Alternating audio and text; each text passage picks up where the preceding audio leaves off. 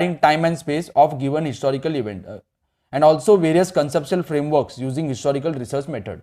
So we have to check, we have to see what is the relevant information we have, what are the different historical events that have happened in that time. Then we have to see what are the new historical research methods that we have. एक conceptual framework बनाना पड़ता है हमें कि इस framework से ही हम study करेंगे. So all these things we have to do before coming to a conclusion. Then we have to formulate questions in the view of historical references. जो भी हमारे पास references available है, जैसे मैं suppose नया कुछ research कर रहा हूँ, उस research को कभी मैं prove करूंगा जब भी मैं उसके against question पूछूंगा कि मैं जो बोल रहा हूँ ये correct है क्या. So whenever I am researching something, I have to ask questions from all the angles. If I am getting all the answers, then only my information will be correct. If I am not getting any answers, तो ये information correct नहीं होगा. जैसे हमें पता है कि अब a square plus 2ab plus b square, तो ये हमारा फॉर्मूला है.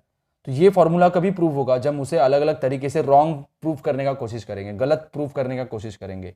तो हमें गलत प्रूव करने के बाद भी पता चलेगा कि नहीं, मैं जो बोल रहा हूँ ये गलत है और ये इन्फॉर्मेशन जो a square plus 2ab plus b square ये फॉर्मूला करेक्ट है. तो अलग अलग तरीके से हम जब भी डाउट्स पूछेंगे, क्वेश्चंस पूछेंगे और उसके बाद जब भी हमारे डाउट्स सॉल्व होंगे, उसके बाद ही हम इन्फॉर्मेशन को रिलेवेंट बोल सकते हैं. So formulating relevant in questions in view of historical references. Methods of various disciplines are useful in historical research. For example, we have to see this is scientific way of studying history. Scientific way से कैसे study करेंगे. So there are different science, अलग अलग तरीके के studies होते हैं. उस studies करने के बाद हम conclusion पे पहुंच सकते हैं कि ये मैं historian हूँ तो मुझे अलग अलग तरीके की study करना पड़ता है. So उस study करने के बाद ही मैं अपने conclusion पे पहुंच सकता हूँ कि मैंने जो नया research किया है वो correct है. So first is for example archaeology. Archaeology मतलब study of past historical things that we are getting. जो भी फॉसिल्स मिल रहा है, जो भी मुझे अर्दन पॉट मिल रहा है या पुराने जो चीज़ मिल रहे हैं उसकी स्टडी करता हूँ मैं, कितना पुराना है या किसने बनाया था. That is archaeology. Then archival science. Archives मतलब हिस्टोरिकल डॉक्यूमेंट्स कहीं स्टोर होते हैं, कहीं लाइब्रेरी में या कहीं म्यूजियम में स्टोर होते हैं, उसका स्टडी करना मतलब archival science. So last year also in the first chapter of 9th we have studied about archives. Archives मतलब historical document. Government is preserving that historical documents in archival library or museum. So that is archival science, study of archives. Manuscriptology. Manuscripts are handwritten books. पुराने books होते हैं, handwritten books होते हैं, उसको बोलते हैं manuscripts. So whenever we are studying about that manuscripts, that science of studying manuscripts is called as manuscriptology. Then epigraphy, study of inscriptions. See, this is the inscription. ये मैंने wall पे बनाया या कोई स्टोन पे बनाया, ये inscription है. जब भी मैं इसको डीकोड करूंगा, डिसाइफर करूंगा, so that study is called as epigraphy. Then analysis of lettering style. So lettering style, कैसे लेटर्स लिखे, किस टाइम पे ऐसे लेटरिंग स्टाइल था, तो ये स्टडी करना मतलब that is analysis of lettering style. Then linguistics, study about language. Then numismatics, study of coins. So whenever we are studying about coins, that study is called as numismatics. Then genealogy, study of lineage. ये evolution होता है, human beings का भी evolution हुआ, जैसे सभी organisms का evolution होते जा रहा है. सो एवोल्यूशन में जब भी हम पढ़ते हैं तो हम जीन्स के बारे में पढ़ना पड़ता है, हर एक एनिमल के जीन्स के बारे में पढ़ना पड़ता है. उसके बाद हमें पता लगेगा कि कैसे एवोल्यूशन हुआ, कैसे चेंजेस हुआ लाइफस्टाइल में आदमी के. So whenever we are studying it, there are some science that is involved in this.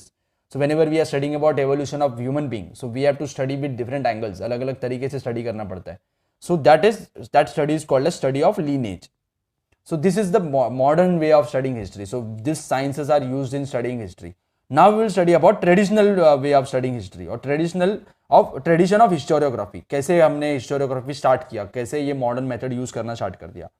We have learned about the historical research method, critically examining the historical sources. So जो भी historical sources है हमारे पास, उसको critically examine करेंगे, तुलनात्मक उसका विचार करेंगे कि ये करेक्ट है क्या गलत है. दोनों तरीके से क्वेश्चन पूछेंगे, ये राइट है या ये रॉन्ग है.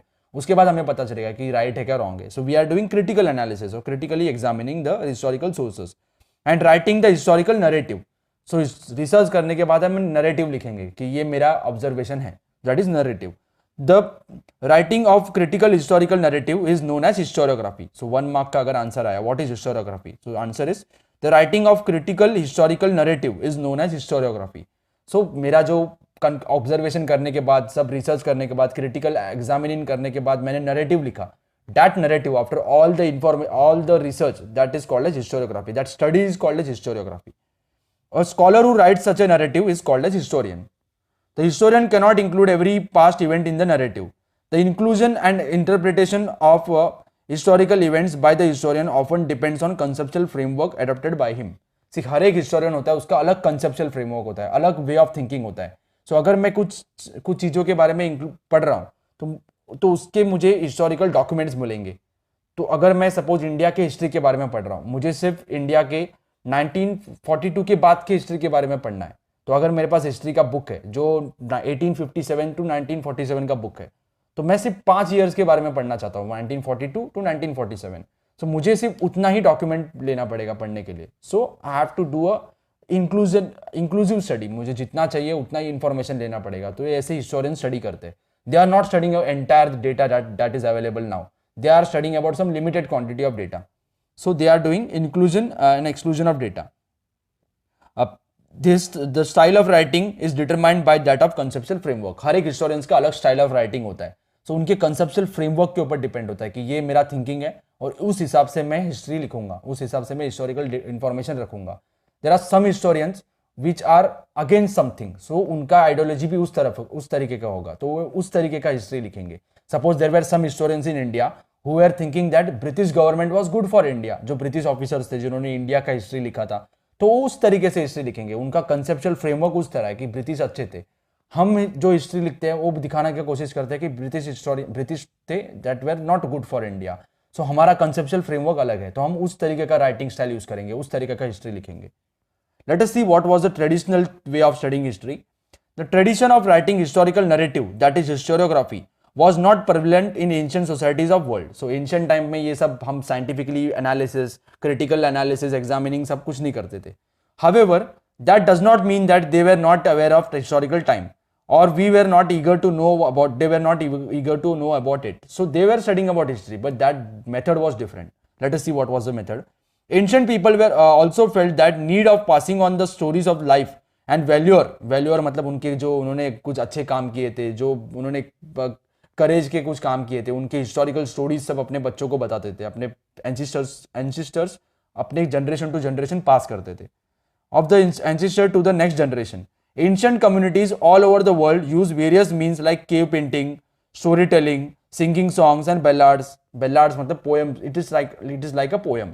तो ये पोएम्स यूज करके, केव में पेंटिंग करके, अलग अलग तरीके के इंस्क्रिप्शंस होते हैं स्टोन्स पे लिखे या केव्स में कार्विंग करके, ये अलग अलग तरीके से अपने हिस्ट्री दूसरे को बता देते, अपने यंगर जनरेशन को बताते थे, या पोएम्स में, स्टोरीज में ये यंगर जनरेशन को बताते थे. So they were also spreading the information from generation to generation. That is the way they were writing about, they were telling about their history. This traditional means are looked upon as the source of history in the modern historiography. So ये source भी हम use करते हैं. जैसे जो कोई caves में painting है या केव्स में हमने कुछ कार्विंग करके रखा है, सो अगर हमें पता लगा कि ये केव इतना पुराना साल का है, इतना पुराना है, तो हम पता लगा सकते हैं कि उन लोगों के पास कितना अच्छा इंजीनियरिंग स्किल्स था, कितना अच्छा कार्विंग स्किल्स था, कलर कॉम्बिनेशन कैसा यूज करते थे, what were the letters that they were using, what was the lifestyle of the people, what they were doing for living. So this things this information can be obtained by looking at that painting और looking at the cave painting. So these things can be used as a source of history, and they are people who are studying about history now, they are also using that source of history now.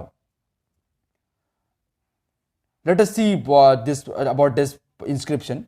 See, the above picture shows a fragment of earlier inscription. The forward marching soldiers.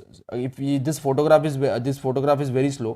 तो इस photograph में आप देख सकते हो कि ये एक सोल्जर है, मेन सोल्जर है, उसके साथ आर्मी मार्च कर रहा है. This is the main soldier and there army is marching along with him. So the above picture shows a fragment of earlier inscription. The forward marching file of soldiers holding shields and spears in their is senior. General is in the front. So army का जो general होता है that is in the front. So ये inscription देख के हम पता लगा सकते हैं कि कहीं ये war के लिए जा रहे हैं. तो उस समय war होते थे. So क्या यूज करते थे war में? So we have to found that they were using shields and spears. The traditions of recording historical events can be traced back to Sumer civilization. Sumer civilization is in Mesopotamia. Mesopotamia is in current day Egypt.